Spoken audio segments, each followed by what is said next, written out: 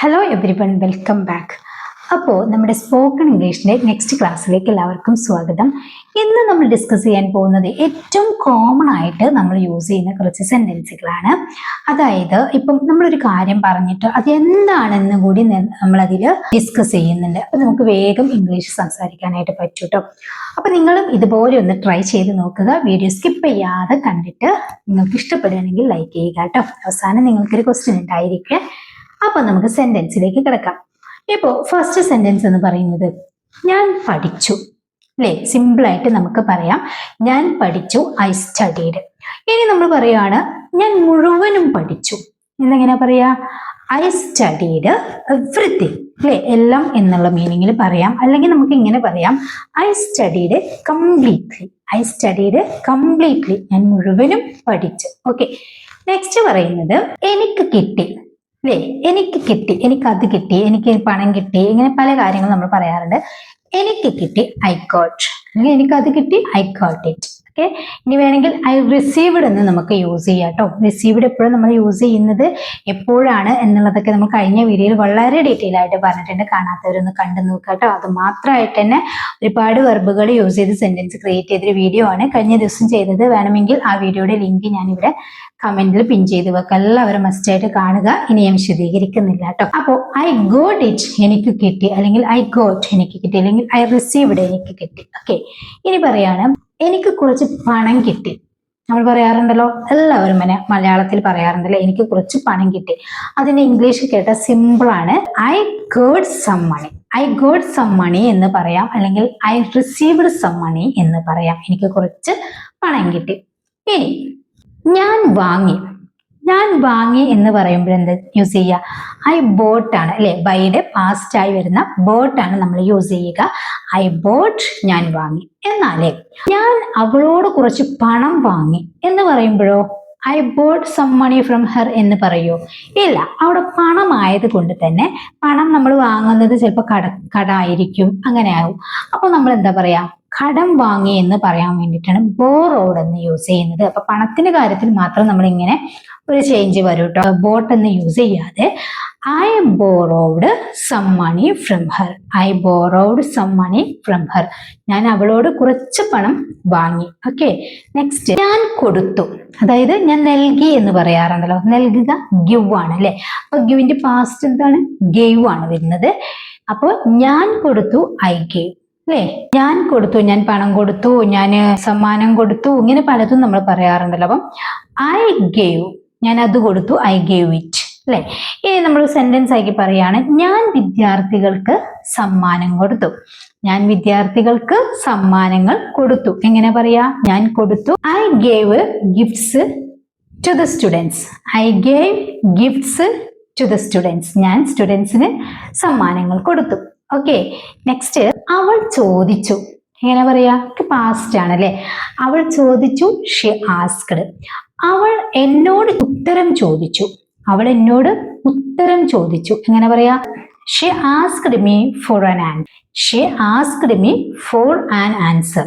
എന്നോട് അവൾ ഒരു ഉത്തരം ചോദിച്ചു എന്നുള്ള നിലക്കാണ് ഫോർ ആൻ ആൻസർ എന്ന് പറഞ്ഞിട്ടുള്ളത്. ഇനി വേണമെങ്കിൽ എന്നോട് ഉത്തരം ചോദിച്ചു എന്ന് പറയുകയാണെങ്കിൽ 1, 2 എന്നും പറഞ്ഞിട്ടില്ലെങ്കിൽ നമുക്ക് ഇങ്ങനെയും പറയാം കേട്ടോ. She asked me for the answer എന്നും പറയാം. ഓക്കെ, ഇനി അവൻ പറഞ്ഞില്ല. അവൻ പറഞ്ഞില്ല. He didn't say. He didn't say, അവൻ പറഞ്ഞില്ല. ഇനി അവൻ എന്നോട് പറഞ്ഞില്ല എന്ന് പറയുകയാണെങ്കിൽ നമുക്ക് അവിടെ എന്ത് യൂസ് ചെയ്യണം? He didn't tell me. He didn't tell me, അവൻ എന്നോട് പറഞ്ഞില്ല. നെക്സ്റ്റ് അവൻ പോകുന്നത് എന്നോട് പറഞ്ഞില്ല. അവൻ പോകുന്നത് എന്നോട് പറഞ്ഞില്ല. He didn't tell me that he was going. He didn't tell me that. That use ചെയ്താല് ഏറ്റവും നല്ലതാണ്. യൂസ് ചെയ്തിട്ടില്ല വെച്ചിട്ട് കുഴപ്പമൊന്നുമില്ല. അപ്പം he didn't tell me that he was going. അവൻ പോകുന്നത് എന്നോട് പറഞ്ഞില്ല. ഓക്കെ, അവർ വിളിച്ചു. അവർ വിളിച്ചു. ദേ കോൾഡ്. ദേ കോൾഡ്, അവർ വിളിച്ചു.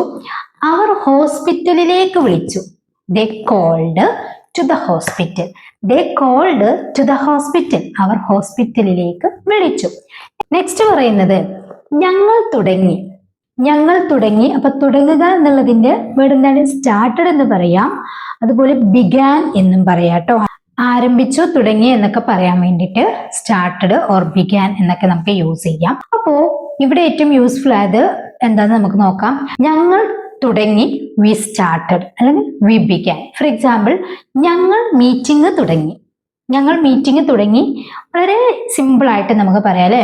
V started the meeting. We started the meeting. We began the meeting എന്ന് വേണമെങ്കിലും പറയാം. അപ്പൊ ഏറ്റവും നമുക്കൊന്ന് പറയാനൊരു സുഖം കിട്ടുന്നത് വി സ്റ്റാർട്ടഡ് ദ മീറ്റിംഗ് എന്നാണല്ലോ. രണ്ടും കുഴപ്പമില്ല, രണ്ടും യൂസ് ചെയ്യാം. പക്ഷെ ഏതാണോ നമുക്ക് കംഫർട്ട് ആകുന്നത് അത് നമ്മൾ തിരഞ്ഞെടുക്കുക. ഈസി ആകുന്നത് നമ്മൾ നോക്കുക. അങ്ങനെയാണ് ഇംഗ്ലീഷ് നോക്കേണ്ടത് കേട്ടോ.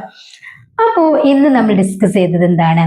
ഒരു സെന്റൻസ്, അതായത് ചെറിയൊരു സെന്റൻസ് പറഞ്ഞിട്ട് അതിന് റിലേറ്റഡ് ആയിട്ടുള്ള ഒരു വലിയ സെന്റൻസ് ആണ് അല്ലെ.